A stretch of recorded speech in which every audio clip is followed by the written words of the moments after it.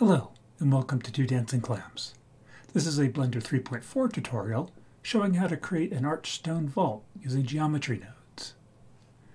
The model allows for any symmetry. This is four-way symmetry. Go to 3 or 2 just to get a arched stone corner or anything you want. While creating this project, I paid special attention to keeping each stone separate from the others, so each could have a unique color, but also so that if you want to create a partial ruin, the geometry nodes can be applied and individual blocks can be separated and strewn about. So here I created just a little physics demonstration. I separated out the last 2 rows of blocks, moved them around a little bit so they would fall because stone arches are actually quite stable, and then just applied some very simple physics. And that would allow you to create some rubble out of this. It's just an interesting option to have if you're creating a more rustic environment. I'm not going to go into how to apply the modifier and divide the mesh in this video, but an example of how I have accomplished that is available in the Gumroad project. After spending more than a week trying to get a reasonable approach to texturing a simple geometry, I gave up and decided to make each stone a separate entity. This allows the geometry of the vault to define the seams and edges, and I can just texture the stones as stones. The problem, as always with the simpler geometry, is the seams between different faces of the object. I do have tools to make this easier, but it still takes 10 to 15 minutes of fiddling to get the textures to mostly align every time the size of the vault is changed even slightly. I don't want to push this work onto customers unless it is absolutely necessary. I even experimented with manually creating UV maps. This does work, and it is possible to get the seams to align perfectly automatically, but Blender is not predictable in how it orders the face corners on each face. After creating more than 50 nodes just to get all 8 faces correct, I decided that on a special project this might be the way to go, but was much too complex for this tutorial. The project file for this is available on Gumroad. Just follow the link below. This project was done in response to a suggestion left by a viewer. If you have an idea for a procedural Blender project you'd like to have me try, please leave it in the comments. YouTube in auto mode might pick a resolution that is less than 1080p. If you're having trouble reading the text on the nodes, go into YouTube settings and choose 1080p rather than auto. I'm going to be using Node Wrangler, so make sure that's enabled under Edit Preferences Add-ons. Let's give ourselves a Geometry Nodes window.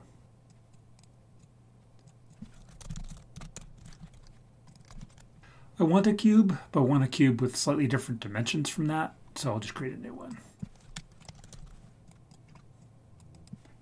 I don't want the cubes to maintain perfectly flat edges, because that will cause them all to run together and it won't look like a stone arch anymore. I want to pull in the corners of each cube a little bit. So I'm going to give myself some extra geometry to work with. Change that to exactly 3. You can see that just gives us a little bit more to work with here. As I just said, I want to pull in the edges. So I want some math that identifies the edges so I can scale them in a little bit. First of all, we need to identify the edges we want to scale. Start with a position and we'll pull out the coordinates. Now I experimented with a lot of different ways to deal with this. Constraining the corners of the cube by a sphere or a cylinder. One of the first easiest things I tried actually worked the best. Just identify the edges that were here, here, here, and here on the y coordinates and pull them in.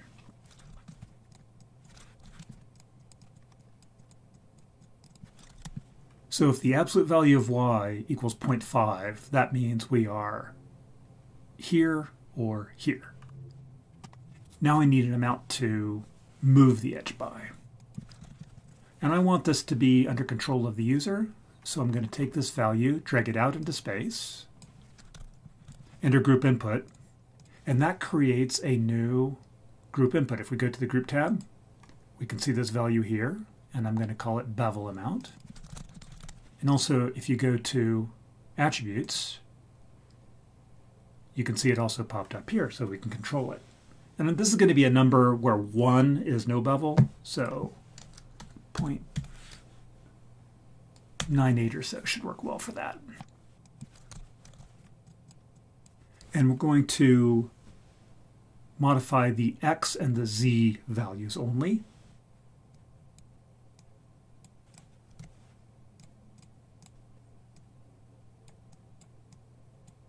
There we go. Much better. So we want to keep the X and the Z separate, weirdly. And then our bevel amount here becomes the amount that the edge is moved in. And it doesn't have to be much. We just want the seams between the bricks to be visible, but we also don't want to pull in the faces because that will create gaps between the brick, let light through, and create some weird patterns of light. It looks strange. It doesn't look like an arch. So we just want to pull in the edges a little bit. And this shape is what will help our stone arch look natural. As long as we stick with a cube, then we get the implicit UV map, so to make that part of the process easier. There's a tendency I have to put in merge by distance at some point, and definitely should avoid that because that will destroy the UV map. Now the one thing I want to do is we're going to bend this into an arc shape. Each stone will be a pie slice. But I don't want to start with this. I want to start with it flat. So I'm going to do a storm named attribute, call it height, and we'll store the Z. Except the Z now is running from minus 0.5 to plus 0.5, and we want to normalize this from 0 to 1. Now I want to get the X and Y right for the next stage of the shaping. So I want to move the cube to the origin. And that just involves moving it half a block in the X and Y direction. And we're going to size the brick based on parameters that we'll expose in the interface. So we'll start with a position. That's the position of every vertex in our geometry. We're going to multiply it by some parameters from the interface. Drag out into space and hit select group input. This one will be the thickness of the bricks, or the thickness of the vault.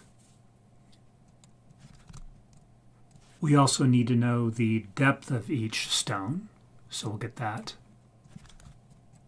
by taking the total length of each vault and dividing it by the number of stones we'll have.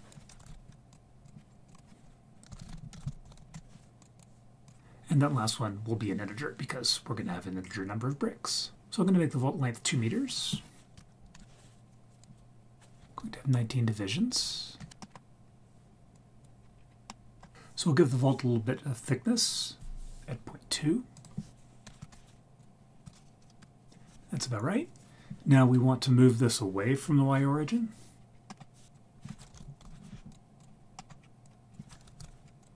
We'll call this one vault width. And we'll set that to 1. And we want to move the whole thing to where the end of the vault will be, and then we're going to project it back toward the origin. So we're going to offset the Y by this vault length. But we also want to do it in the negative direction.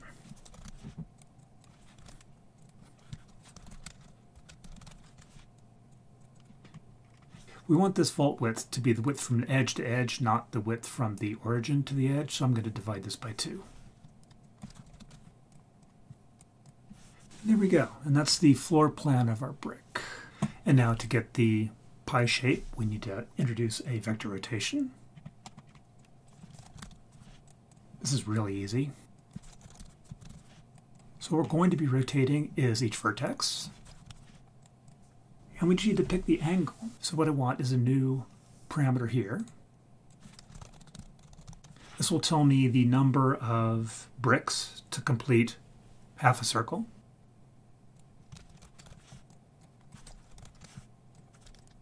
And half a circle in radians is pi, but if I use positive pi, we're going to rotate down, and I want to rotate up above the plane. So I'm going to make this minus pi. And this will get multiplied by the height value we saved earlier.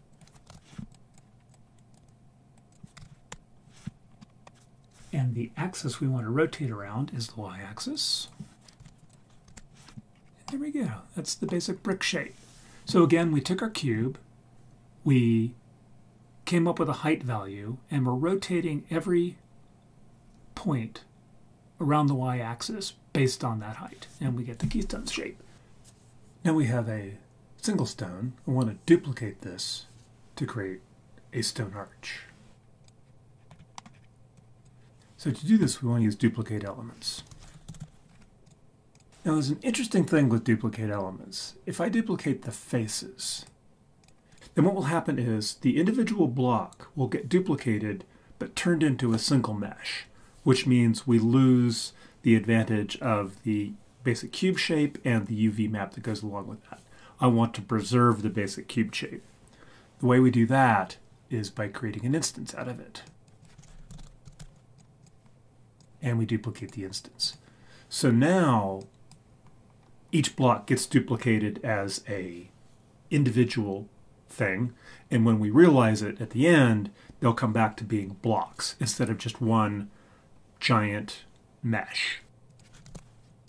The number of blocks we need, we've already determined that. We call it arch divisions. At the end, we do need to realize these to get them back to blocks.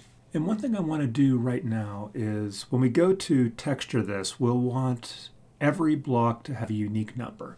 And that will allow us to give every block a unique shading so the blocks stand apart from each other. I'm going to take care of that now. That'll have to be an instance to match the way the blocks are now. And we'll actually need two of these. One for to describe where the block is around the arch and also which arch it is. So it's going to be kind of a row column thing. And then when we multiply those together, we'll come up with a unique number for each block. Now we just need to rotate these blocks. Use the classic set position. With the vector rotate, we'll be rotating each vertex. Once again, we will take a half a circle and divide it up into the arch divisions.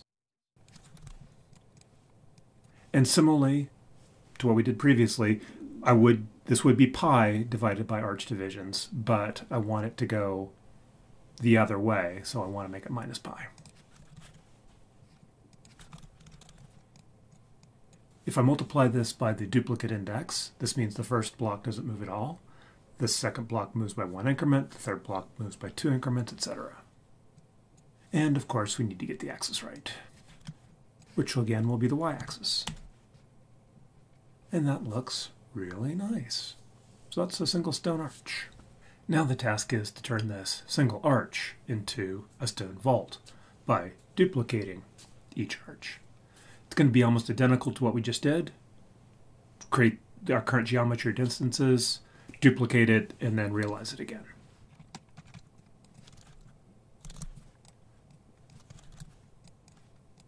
So first we convert instances and then duplicate those. We already have a number called vault divisions for that. Similarly to what we did before, we want to save the arch number,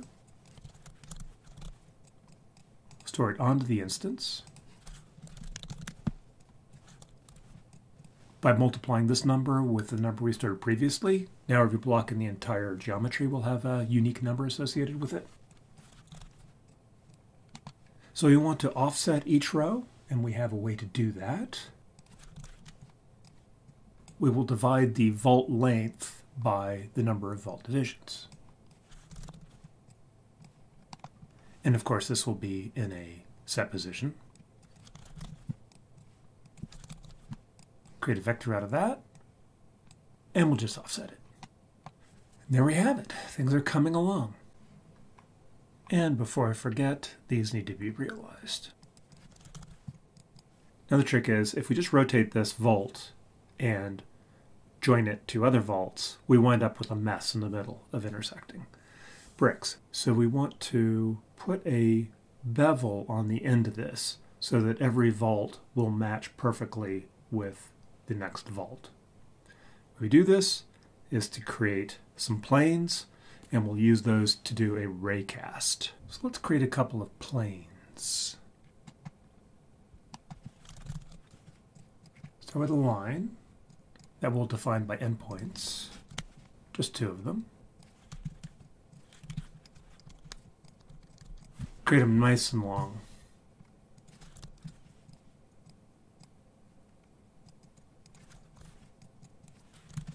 And this value needs to be twice whatever value we're using over here is. So create this massive plane. Now I want to rotate this to define the edges of the interior portion of each vault. And to do that, we're going to use a vector rotate. What we're going to be rotating are the vertices that define the plane. And once again, we'll be dividing half a circle, which is pi, into even divisions. And we'll divide by the number of vaults. So if you have like a 4-way intersection, we'll have 4 vaults. The minimum I want to go is 2, which creates kind of a hallway, but you can go any number larger than that.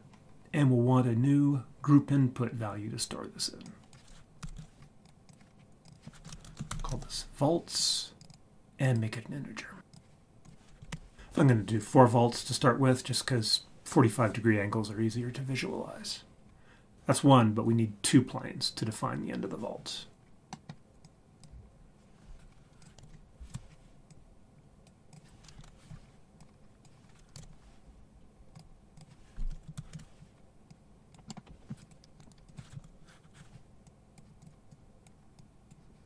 There we go. Of course, we have more vaults. We get narrow angle, fewer vaults, shallower angle.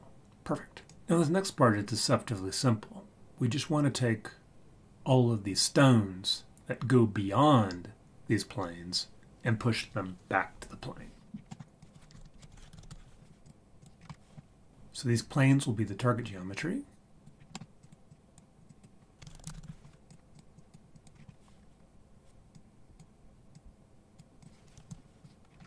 And we want to do this along the negative y-axis.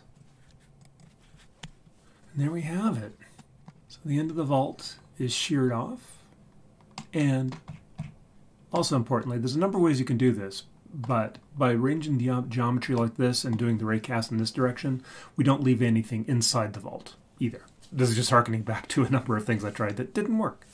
To make this a little bit more realistic, I'd like to add some noise.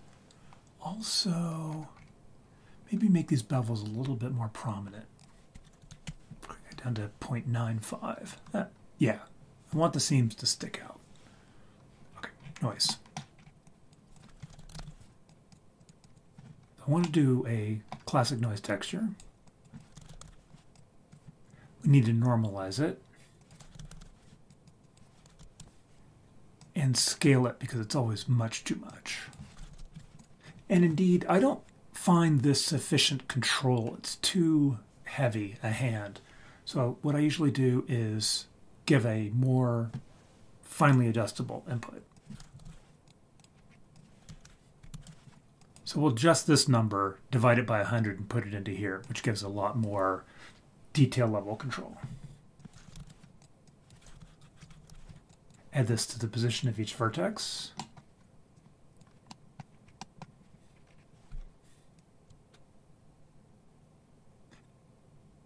We want this to be subtle, and I think that'll do a good job of it. Just a little bit of distortion, not too much. If you wanted to go whole out, then applying some distortion to each individual block is a big win, depending on exactly how rustic you want the arch to look. But that was, again, a lot of work, more detail than I wanted to go in on what's already going to be a fairly long video. And I want to do some shade smooth. And that really gives us the look we want now. It has the side effect of rounding off the edge of each stone and separating from each other. Really good look. Also, I want to add a texture at this point.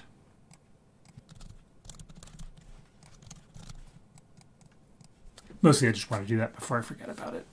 To finish off the geometry, we need 2 more components. One is the columns that hold up the vault, and the second is the footers and capstones that provide support to the columns. This will start with a cube. I want to have the cube straddle the origin, so I'm going to increase its x dimension to 2. And bring it up on the y and the z to the origin. Now we're going to create the shape of the block. One component of this is going to be the position. It's the position of each vertex in the cube. And the rest will be parameters that the user picks. First is a new parameter. I'm going to call it cap width. And another group input. I'm going to make the cap width 0.11 and the cap height 0.1 to begin with. And the y, we already have a value for that. That's the length of the vault, because we want the footer and the capstone to cover the same distance that the vault itself does. Now I need to move this out to the edge. So I wanted to have it start at the minus y-axis along with everything else. Another new input. We'll call it this pair width because it'll also describe the distance between the pairs of columns. And we'll make that 0.6. That's good for 1.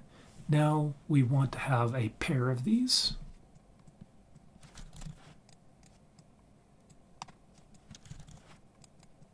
We just want to have this move the other way on the x-axis.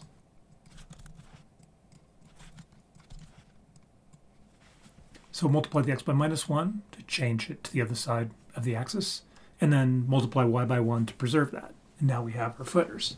To keep this simple, I'm going to make the footers and the headers mirrors of each other, and I can do that. I can take care of moving these up a little bit later on in a way that's really simple. The only thing we need to do now is to shape these the same as the vault with the cutoff. And we're going to do exactly the same thing. Going to raycast using the same intersecting planes we used up there.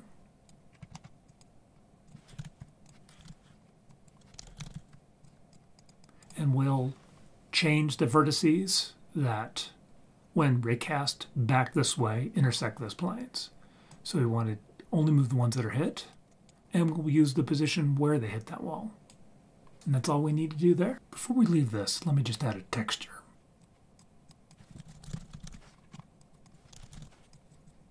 And we'll create some very simple procedural textures from these at the end. Now let's tackle the columns. What I'm going to do is create a line, resample it into a series of points, and then do an instance on those points to create the columns.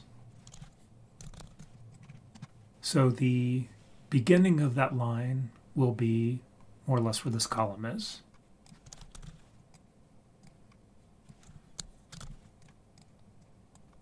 We need one last parameter for the radius of the column, and I'm going to call that 0.075.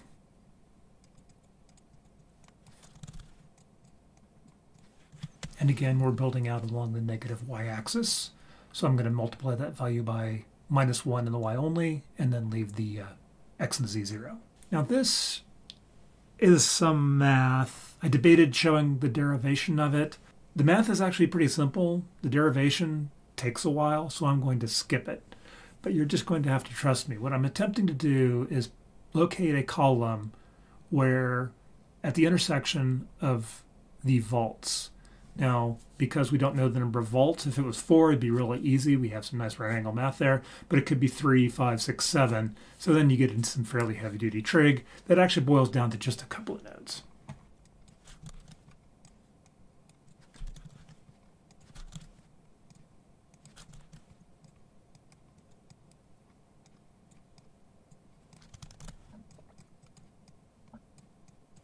Control-Shift-Click to see what we've done. And what we've done is create a line. Impressive. Okay, again, that's not so bad.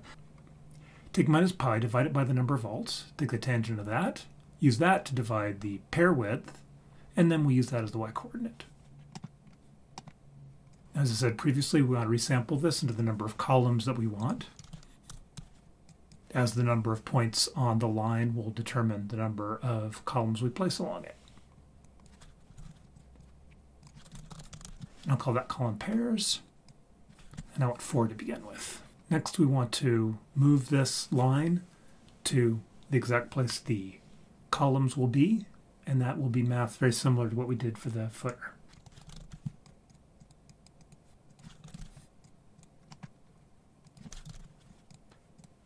We want to move it along the x-axis, a pair width amount, duplicate this,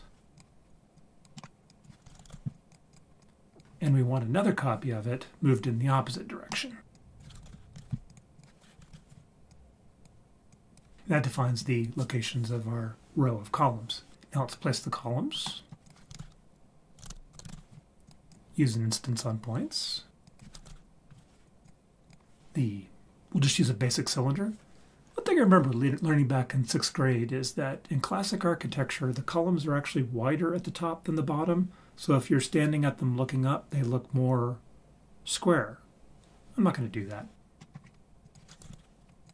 We use the column radius that we defined earlier.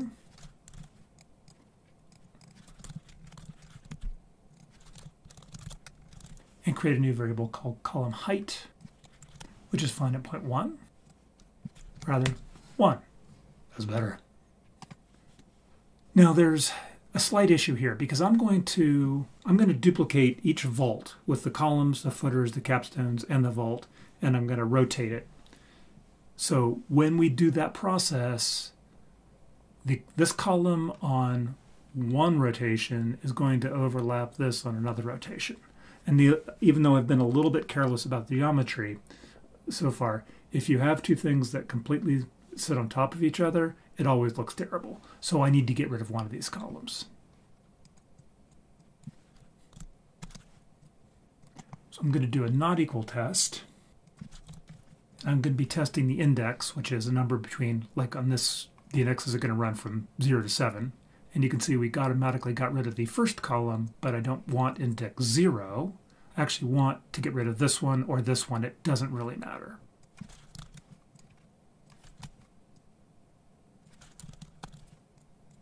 So I chose to get rid of this one, and that's just the column that has the same index as the number of column pairs less 1 because it's 0 based.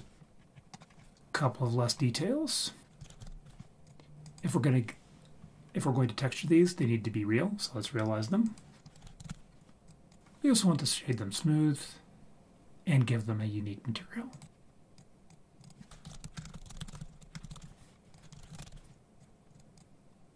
To finish one vault, we're going to stack this things up like a Larry cake. So on the bottom there's a footer, then a column, then a capstone, then a vault. And I want each to respond to the changing height of the other.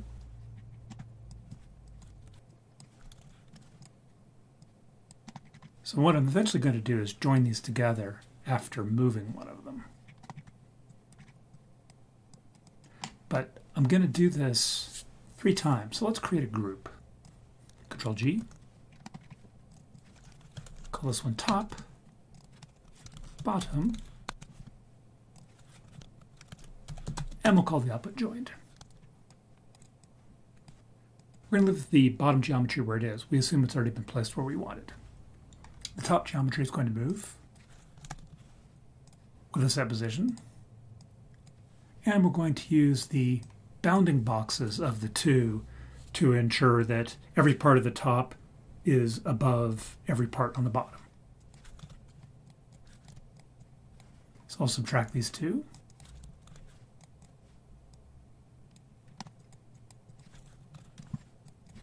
We only want the z coordinate. And that looks great for the capstone. We want to do this again to put the footer in the right place. This geometry will be the top, and another copy of the footer header thing will be the bottom. And that will be the foundation for the vault.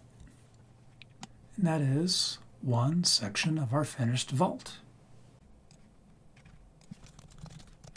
give that a name. Now, to finish this off, we need to rotate this entire chunk to the number of volts that we want. We use the same trick we did before. We will convert it to an instance so we can rotate the entire thing as a group without changing anything about the geometry of each block. And we need to duplicate that instance. And we will have one instance for each vault. We need to realize them again so things like texturing work. This set position will be used with a vector rotate in order to accomplish the rotation. What we'll be rotating is the vertices. The angle will be this duplicate index multiplied by the fraction of the circle. So we divide the entire circle up, and the entire circle in radians is 2 pi or tau. And that, my beauties, is that. Ah, so good. And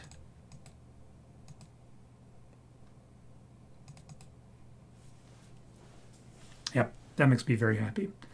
There's a lot more that could be done with this. I picked a solid header rather than like a typical square column because it didn't look right to have some of these bricks, stones, suspended over empty space.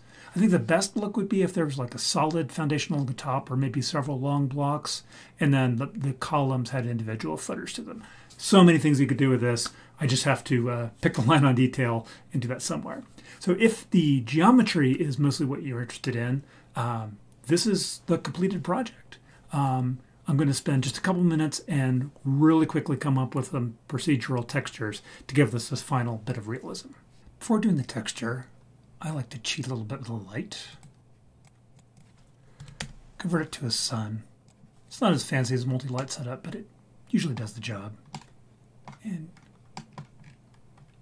give a little bit more angle so we can see what we're doing a little bit better. That's nice. And then I'm going to go to cycles. I'm not sure it's necessary for this, but that's the way I did the original project, so that's the way I want to do the demo. Let's go to the shader editor.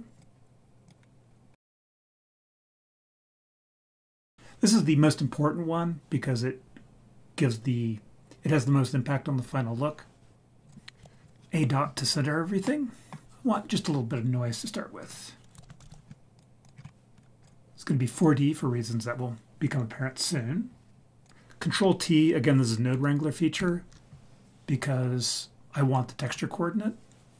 And I'm going to use the object. It works out pretty good for the stones.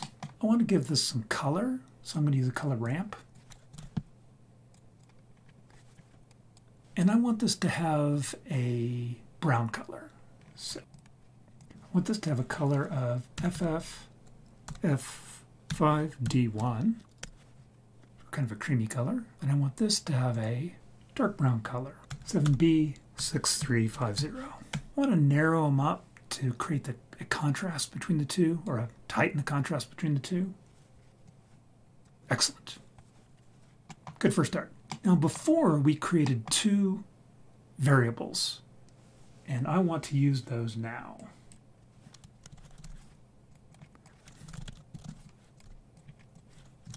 Called them stone index and vault index, and we stored them into the geometry with store named attribute.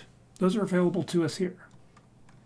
I don't want to start at 0 because anything multiplied by 0 becomes 0, and that makes like this entire first row look the same. I don't want that, so I want to add 1 to both of them and then multiply them together and use that as our W. So that gives us a nice random effect, except every block has a unique starting point in the texture. So it really highlights the distinction between each block. Now we can see to adjust this texture. I think 1.05. Yeah, I don't want it to be quite so busy, so that works out pretty well. Detail of 2 is fine. The rest of that's cool. I also want to add some speckles to it, like all rock usually has. So another noise texture with a really high scale for fine detail. We're going to use this as a factor to darken this. So we're going to mix these colors coming out of here with a black to give it a nice speckly look. Turn the roughness all the way up because the stone shouldn't glint. And then we can also use this factor as a bump. Plug it into the height version of the bump. And as always, that's way too much. Yeah, that'll do nicely. Again, not trying to set the world on fire here with these textures, but I just want it to look pretty good. And then if this was going to go into a scene, I'd probably spend a lot more time here. But the other thing that's important is if you're using like an off-the-shelf structure, you can take these attributes and plug them into almost anything. It'll work. Now let's do the header and footer. A dot to center us up. We can use some noise. This time we're going to use this as input to a Voronoi. Control T to get our texture coordinates, and again we're going to use the object. I want the scale to be 140. Detail 0 is fine. Here I want the scale to be 0.7. And we're going to use a smooth F1. This is going to be more of a subtle effect. I just want it to look different from the roof. We're also going to darken this. And this distance is the factor. I want this top color to be CC C2A1. And the bottom color to be 89, 826 Charlie. It's kind of a sandstone-y look. And also, we will use this as the bump. By the way, I do this so fast I forget what I'm doing. If you drag this out into space and then search for height, that gives us three possibilities: displacement height, bump height, and brick texture row height. Interesting. We want the bump height. And what this does is it creates a bump node, but also plugs that noodle into exactly where we want it. And a straight to 0.2 is fine. One last texture, the column. For this one, I'm going to start with a Musgrave texture. Ooh, too much. Okay, so I want a scale of 91. We'll max out the detail. Turn the dimension down to 0 to give us that really fine kind of speckly look. And leave the lacunarity, I gotta look up that word sometime, at 2. Control T. This gives us our texture coordinate, and again, like to use the object. This Musgrave is going to define our bump map, so once again, drag this out into space and search for height. And 0.1 is plenty strong. I don't want just a vanilla Musgrave texture. I want to mix this up a little bit with some Voronoi. And I'm going to multiply these together. And I'm going to run that through darken mode as well. For this Voronoi, I want a scale of 3.2. That's fine. And this is our factor. For this color, I want A29A 80. And for this color, I want 5Bs all down the line. Correct the roughness. Yeah, that'll do. It's a little plain, but when you look at pictures of stone features, they do tend to be a little bit plain. They're not big on the color. Anyway, that's enough to get us something that looks basically okay. Again, you can use textures from other places. Just make sure that you make sure that they're using the object coordinate. Usually works best. And then again, in the case of the vault, you can fiddle with the W value to get the stones looking like this. If you'd like to see more stone work, there's a arched bridge video I did a while ago that should be up in your upper left now. The project file for this has been uploaded to Gumroad. Check the link in the description below for that. If you have any suggestions of projects you'd like me to tackle, feel free to put them in the comments below. I hope you enjoyed this. Thank you so much for watching.